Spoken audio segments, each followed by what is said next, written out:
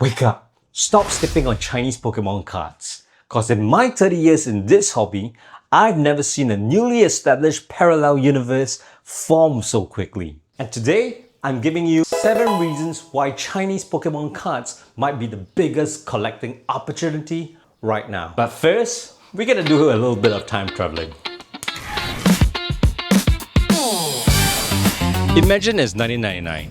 Pokemon cards have just hit the market and people think that they are cheap toys. But nobody knows what's coming next.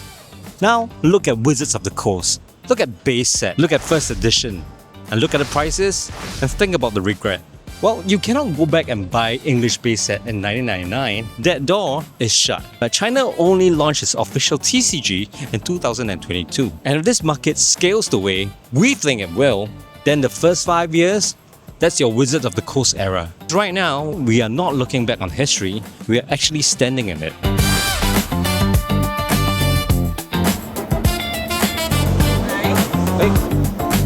And here's the glitch. And these are printed in the same state-of-the-art Japanese factories. Same artwork, same quality, same designs, but sometimes at a fraction of the price. Look at this EX card. Shiny, shiny, shiny. So why are people paying more?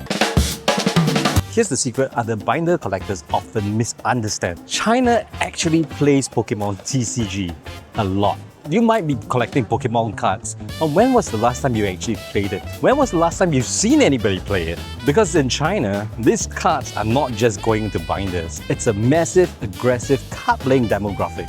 Millions of cards are being pulled every day, and instead of going into binders, they're going right onto sleeves and then onto tables, week after week.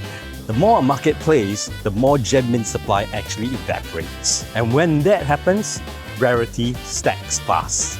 And China isn't just selling cards. They're building an entire Pokemon infrastructure. Official Pokemon TCG gyms are popping up all over the country. Shanghai, Hangzhou, Chengdu, Beijing. And in 2025, they opened a 1,800 square meters Pokemon Battle Arena in Guangzhou. That's 5 times the size of Singapore's Pokemon Center. That's not a card shop, that's a Pokemon stadium. And that's how you start building permanent markers. Not with hype, with infrastructure.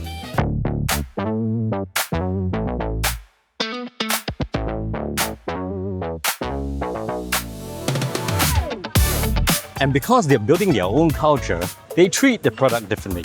China doesn't just sell simple booster boxes, they sell massive gift boxes built around festivals, gifting, and local culture.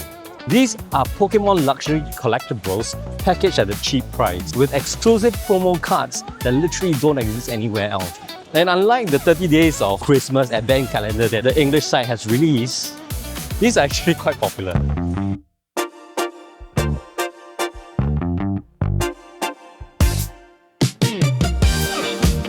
And then China did something the Pokemon company almost never does. They broke the ultimate rule. Manufactured scarcity. Pokemon doesn't do numbered sports card, but China released an exclusive new promo limited to exactly 1510 copies worldwide. They printed a promo card with a fixed number. Can you imagine Bubble Mew? 1510? Now that's sports card level scarcity. It's very different from what we Pokemon collectors are used to. This sets a terrifying precedent for the future. Because for a hot minute, this entire market was just a wild gamble. But then almost immediately, PSA started grading simplified Chinese Pokemon cards. And this changed everything. Now there are snaps, population report, and a real scoreboard. A modern English chase card can usually have tens of thousands of PSA 10s. But some Chinese promos, they have dozens. Now pair that with the 1.4 billion population that China has, and you think about it, 1/10 of 1/10 of 1/10, that would still give you a 1.4 million population. And you can start to understand why the supply disappears before it even leaves the country. The Mew card I was talking about, 19K and a PSA 10. 1510. Jeez. But by no means am I telling you to buy anything. I just want you guys to know what's out there, be informed, and keep a lookout on what you truly like. There's some pretty kick-ass cards that are truly unique to the Cubone, Cubone, Ponyta, Arcanine, Gengar, and before long, I'm sure they'll come up with a good Charizard card. Now, let's look at the math. And this is where it actually gets pretty silly. Mega Lucario EX, roughly 1 out of 1,260 packs. That's 1 out of 35 booster boxes. At $300 each, the cost stacks up. Now, compare that to Gem Pack Volume 3.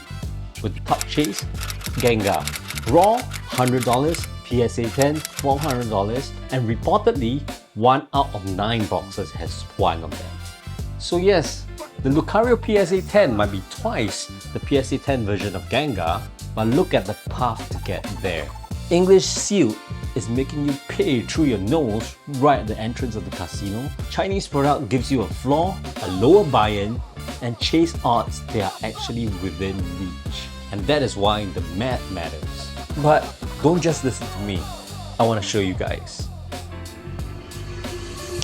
That's right, $1,500 worth of Chinese Pokemon cards, and you can be the judge of it yourself. I'll see you in the next video. Stay shiny!